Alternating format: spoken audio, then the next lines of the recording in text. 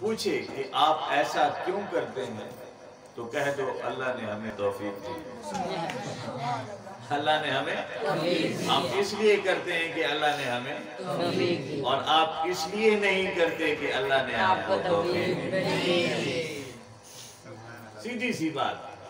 आप बेजुलूस क्यों निकालते हैं? इसलिए कि अल्लाह ने हमें। आप लंगर क्यों पकाते हैं? इसलिए कि अल्लाह ने हमें। आप झटियां क्यों लगाते हैं? इसलिए कि अल्लाह ने हमें। आप लाइटिंग क्यों करते हैं? इसलिए कि अल्लाह ने हमें। आप महफिले नाद क्यों सजाते हैं? इसलिए कि अल्लाह ने हमें। आप महफिले नाद में क्यों जाते हैं? इसलिए कि अल्लाह ने हमें।